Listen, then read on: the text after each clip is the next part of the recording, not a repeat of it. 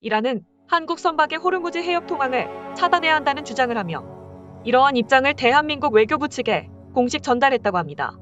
18일 외교부에 따르면 여승배 차관보는 이날 사이드 바담피 샤베스타리 주한 이란 대사와 면담을 통해 해당 내용은 사실이며 이란과 해상전투 불가피하다는 입장을 밝혔습니다. 이란은 왜 세계 국방력 6위이며 해상전투 전세계 세 손가락에 꼽히는 이순신 장군님의 나라인 대한민국에 못 덤벼들어서 안달난 것일까요? 이에 대해 지금부터 자세하게 전해드리겠습니다.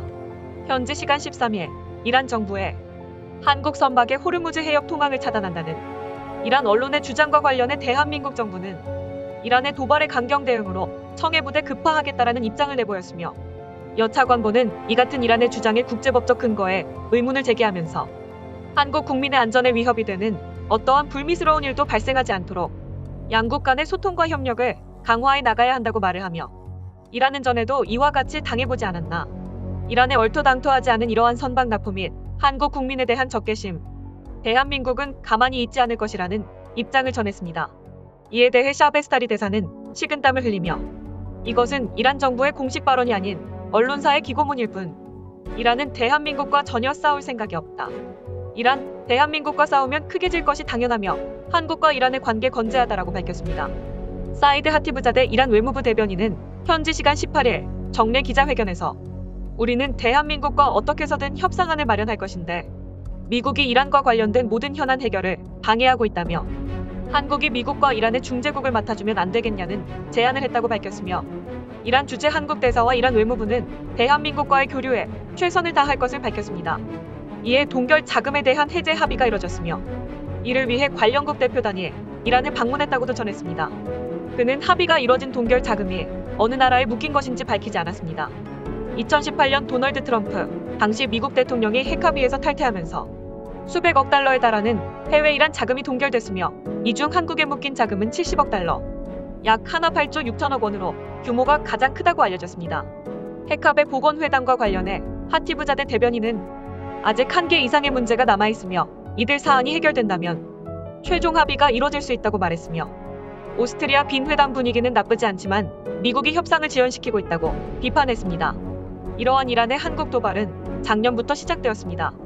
작년 1월 4일 호르무즈 해협 공해상에서 이란 혁명수비대에게 납포당해 한국 민간 선박인 한국해미호, 선장 등 한국인 5명을 포함한 선원 20명이 이란의 반다르 아바스 항에 억류됐던 일이 있었습니다. 당시 이란 당국은 한국해미호가 인근 해역에 대해 해양환경법을 위반했다며 이에 대한 억류는 완전히 기술적인 사안이라고 주장했지만 이에 대한 근거는 없었습니다. 억류의 진짜 원인은 따로 있다는 전문가들의 분석이 많았습니다. 이란 중앙은행 명의로 한국의 은행들에 예치된 원유 수출 대금 70억 달러 동결을 풀어달라는 것으로 미국이 2018년 5월 이란 핵합의를 탈퇴하고 대이란 제재를 복원, 이란 중앙은행도 제재 명단에 올렸고 한국도 2차 제재를 피하기 위해 여기에 동참한 상황 때문이라고 보고 있습니다.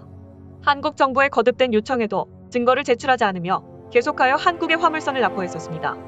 1월 5일 청해부대의 최영함이 호르무즈 인근 해상에 도착했고 대한민국의 청해부대가 도착했다는 소식에 이란은 급히 우호적인 분위기를 조성하며 대한민국에 동결된 석유 수출 대금 협상안을 한국에 제안했습니다. 이후 교섭을 통해 양측 모두 원하는 것을 얻진 못했지만 외교당국 간 소통은 이어졌고 이란 당국은 조사 결과 선박과 선장이 과거 지역 내에서 위반 사항이 없었기 때문에 사법부가 석방을 결정했다고 설명했습니다. 하지만 이 역시 실제 이유는 따로 있었다는 평가입니다. 이란이 동결자금 해결을 위한 한국의 노력을 충분히 보았고 이 문제에 있어 한국과 미국의 두터운 동맹관계에 이란이 끼어들어 회방을 놓기엔 역부족이라는 점을 인식했다는 것입니다. 또 이란 핵합의 복원 협상을 앞두고 대미 협상력을 제고한다는 소기의 목표를 어느 정도는 달성했다는 이란 측 판단도 작용한 것으로 분석됐습니다. 이에 대해 군사 전문가들은 이란이 청해부대의 명성에 어쩔 수 없이 손을 들었다는 의견이 분분합니다.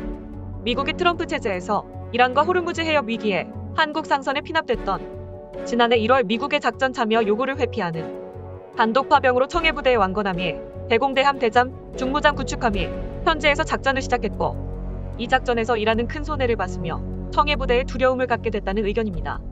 이런 일전의 상황을 겪었음에도 불구하고 지난달 3월 20일 알리레자 탕시리 이란 혁명수비대 해군사령관은 현지 시간 19일 페르샤만 일대의 안보는 지역 국가들의 책임이라며 한국 군대는 모두 이곳 해역을 떠나라 경고했다고 이란 국영 프레스 TV가 보도했습니다. 탕시리 이란 IRGC 해군사령관은 이날 이란 해군의 각 지역 사령관과 장교들의 회의에서 국내 개발 최첨단 장비를 착재한 해군함들을 그동안 페르샤만과 호르무즈 해역, 인도양 북부에서 국방을 위한 작전 역량을 크게 키워왔다고 말했습니다.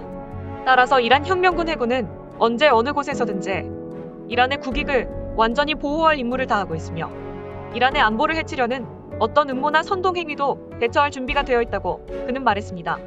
탕시리 사령관은 현재 페르샤만 일대의 안보가 레드라인을 넘었다면서 다른 이슬람 국가들에게도 페르샤만 일대의 안보를 위해 단결해 줄 것을 호소했다고 프레스TV는 보도했습니다. 하지만 이러한 이란의 반응에 세계의 대다수의 전문가들은 대한민국은 아무나 흔들 수 없는 나라, 중국의 사드 보복, 일본의 반도체 소재 수출 규제, 요소수 사태마다 혼란이 있었다. 아무도 대한민국을 건드릴 수 없으며 대한민국은 강대국이라는 의견을 전했습니다. 이란의 이러한 대한민국 도발에 미 뉴욕타임스는 한국의 옛말에 계란으로 바위치기라는 속담이 있지만 이란은 계란축에도 못 껴. 이란의 스스로 자멸하는 꼴을 두 눈으로 볼 수 있다는 것이 즐겁다. 중동 최악의 적 이란, 그들은 대한민국에 멸망할 것이라며 이란을 조롱하는 듯한 보도를 했으며 블룸버그 통신에 따르면 이란의 에브라임 라이시 대통령은 안절부절 못하고 있다. 그는 대한민국의 경로가 무서워 그런 것. 이란의 언론 기고문에 이란이 격파당하게 생겼다. 이란은 현재 이스라엘만 상대하기도 벅찬 상황. 여기에 아시아 초강대국인 대한민국까지 상대해야 하니 그들은 머리가 깨질 것이라고 분석했습니다. 최근에 타국에서의 도발이 많아지는 가운데 국방력 6위라는 타이틀에서 조금 더 높은 단계로 올라가야 합니다. 우리 대한민국의 군사적 영향력을 더욱 더 키워야 하며 핵추진 잠수함과 중형 항모를 조속히 키워야 합니다. 전투기와 미사일 또한 더욱 강력하게 보강해야 합니다. 상대가 으름장을 놓았을 시 강력하게 응수할 수 있어야 하며 두 번 다시는 대한민국을 우습게 보지 않게 말입니다. 실제로 세계에서 대한민국을 근거 없이 치켜세우는 것이 아닙니다. 세계에서 알아주는 국방력과 주요 7개국인 G7을 능가하는 경제적 성과를 낸 국가이며 국제사회 속에서의 강대국이라는 이미지는 이미 각국의 정상들이 느끼고 있습니다.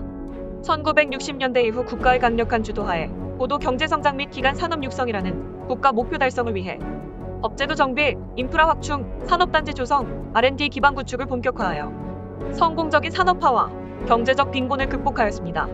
1980년대 들어 20년 이상 축적된 경제발전을 토대로 일정한 수준에 도달, 국민의 헌신적인 노력과 적극적인 참여에 힘입어 전 세계 어디에서도 찾아볼 수 없는 경제발전을 이뤄낸 세계 인류 국가입니다. 단도뉴스 오늘은 여기서 이만 마치겠습니다. 오늘 영상은 외신 뉴스를 참고 및 인용하였습니다. 여러분들의 구독과 좋아요는 저에게 큰 힘이 됩니다. 오늘도 영상 시청해주셔서 감사드립니다.